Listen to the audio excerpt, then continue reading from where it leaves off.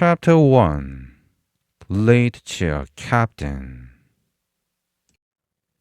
After I had dinner, I stepped out onto the streets of Jongno.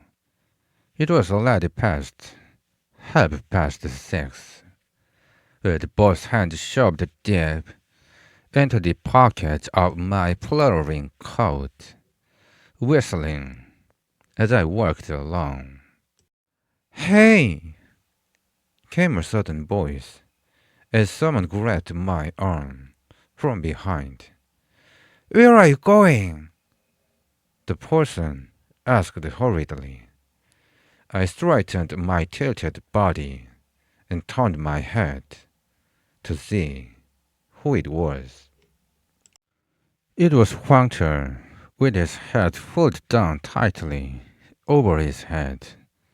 I knew he was naturally quick-tempered, but when he rushed at me so frantically, I couldn't help but feel a bit startled. "What's the matter?" I asked. "Don't you know today's the concourse music competition?" he replied. "Concourse music competition?" I was momentarily puzzled by the question, but then I finally realized what he was trying to say. Huang Che is truly a great contributor to my school. Whenever a sports team from my school participates in a competition, he always steps up as the cheer captain. Furthermore, when it seems like the school needs to cover some expenses, he even uses his own money to provide meals and care for the athletes in various ways. The day after the match, he shows up with his neck wrapped tightly in bandages and speaks in a hoarse voice. "How was it? Didn't we win thanks to my great cheering yesterday?" he says, full of fright. "And, you know, cheering is the key to winning a match," he adds, feeling quite pleased with himself. Huang Che always goes all out to cheer for teams he's associated with, and in the end, he ends up losing his voice. In other words, it might just be his fate to be a cheer captain. This time, one of my classmates participated in a concourse and even managed to pass the first round by some stroke of luck. So Huang Che had been busy as the cheer captain since yesterday. He hadn't said a word to me until now, so I wondered why he was grabbing me. "Why don't you hurry up and go, instead of standing around?" I asked. After thinking it over, it seems like our group is short of numbers. We just don't have enough members, he said, pulling me by the arm and insisting I come along. "You can go if you want. I don't care for concourse like that." I said this, shaking up his hand and stepping aside. Then he called out, Hey, I'll buy you some pork dumplings later, when you come out." Which left me no choice but to turn my head slightly and ask, "How long is this going to take anyway?" When he assured me, "It'll be over in no more than 2 hours," I felt assured and reluctantly followed him. By the time the two of us arrived at the concourse entrance, panting and out of breath, 13 of our classmates had already gathered, waiting for Huang-chul. They stood together, laughing and talking quietly, as if sharing some funny or teasing stories. Huang-chul first brought the tickets, handed one to each of us, and gave us instructions. We were to divide ourselves into 4 groups and sit in separate corners around the concourse hall. Front, back, left, and right, pretending to be just ordinary audience members. When the boy we were cheering for finished his performance, we were to clap loudly and shout, "Encore!" as if we couldn't contain our excitement. That was our mission. No judge can ignore the audience. The first place will definitely be ours, he said. Then one more thing he emphasized was that when another performer came on stage, we were not to clap or make a single sound. Leaning in close, he whispered into each of our ears individually. "Got it? Okay?" And once again, "Got it? Encore?" asking us firmly to make sure we understood. Yeah, I got it," I replied, fully understanding his plan, and followed Huang-chul into the hall. The newly constructed, spacious auditorium was filled with people. Among the crowd, some people, perhaps bored from waiting, stretched their necks and turned to look at us as he noisily entered. Following Huang-chul's orders, we split into groups and scurried in all directions.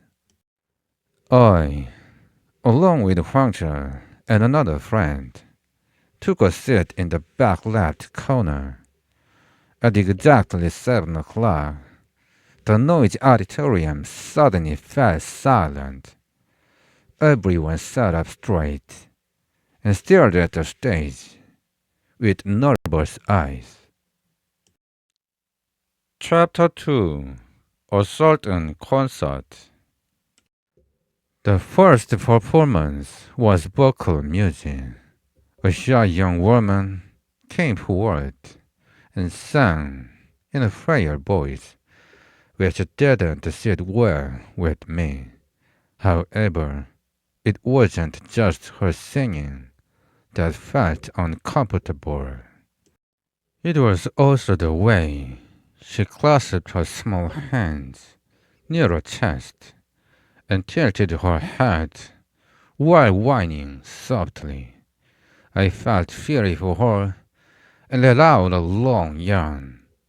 I don't really like vocal music, and I can't listen to any music unless it's lively and energetic.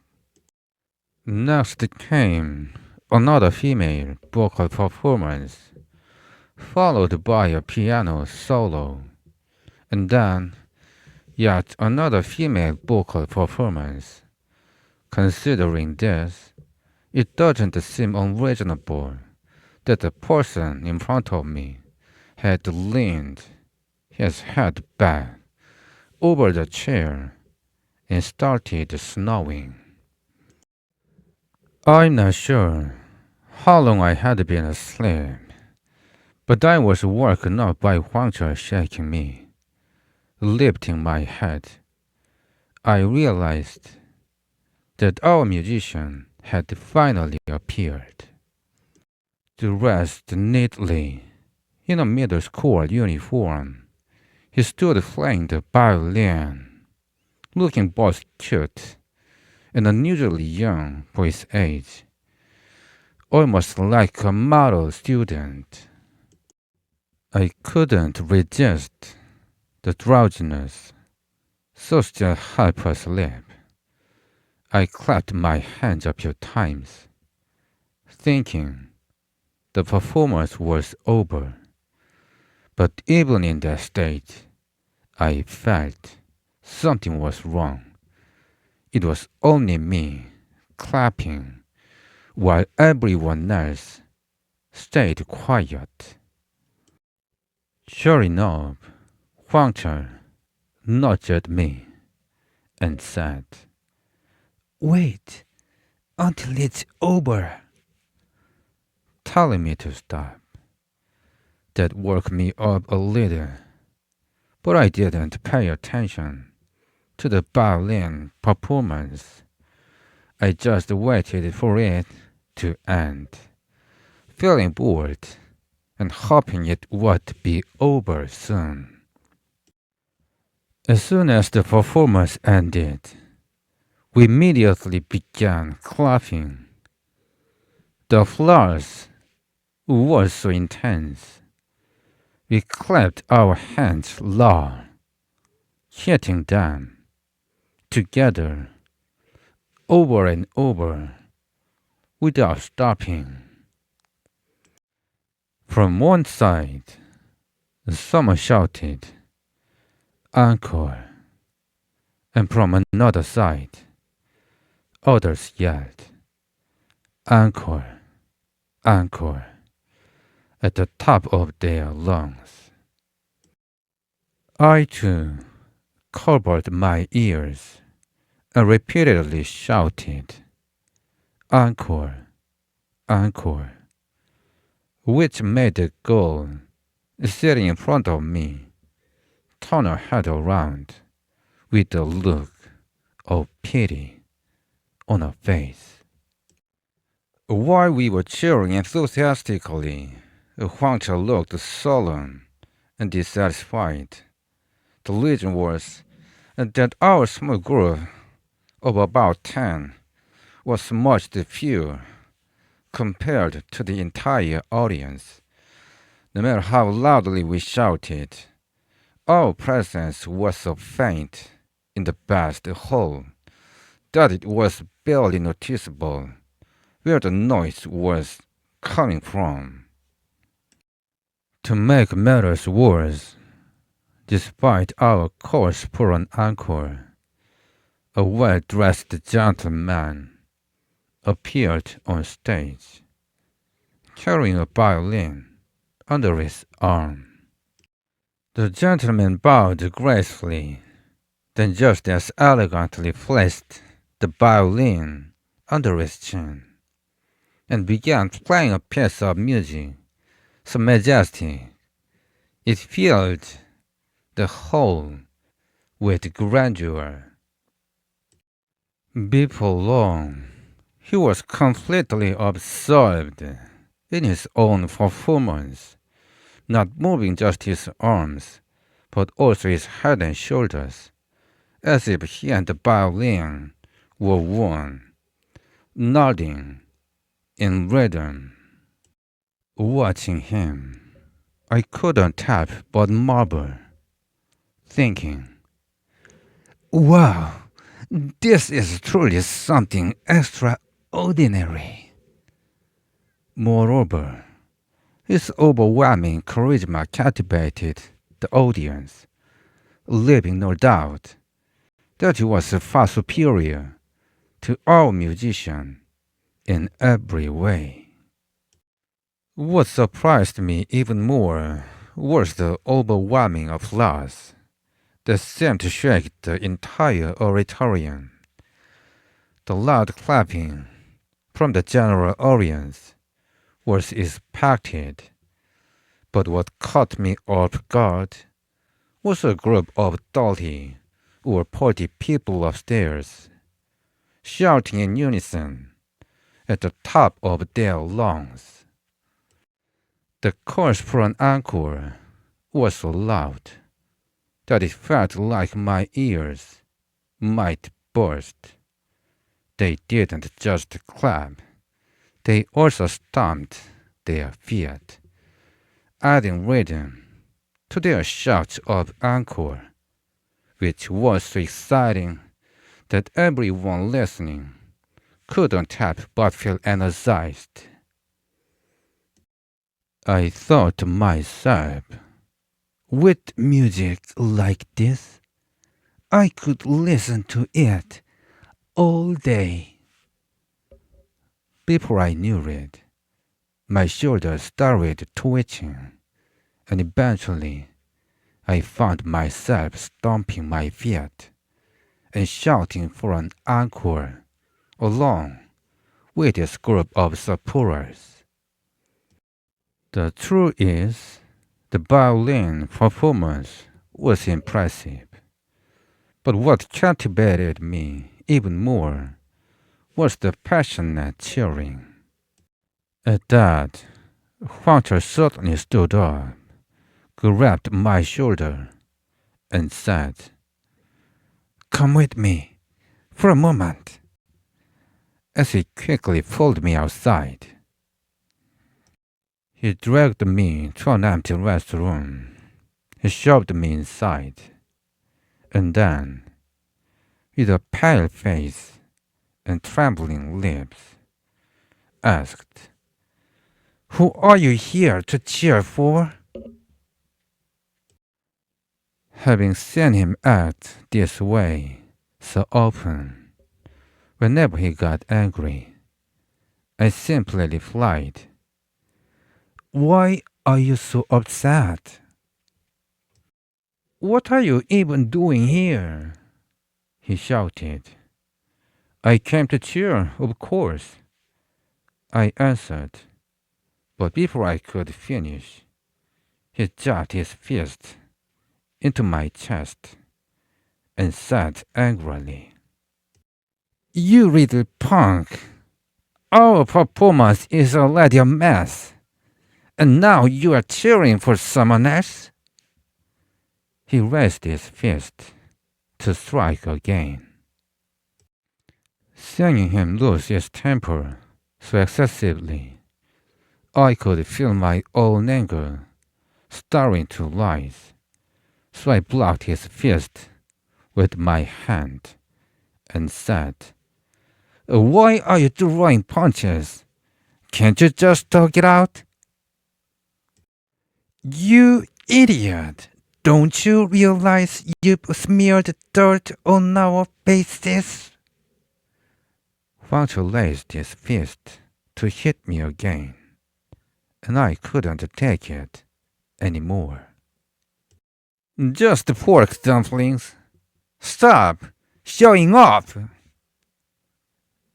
I spat out those words, fuming, and stormed down the stairs in anger.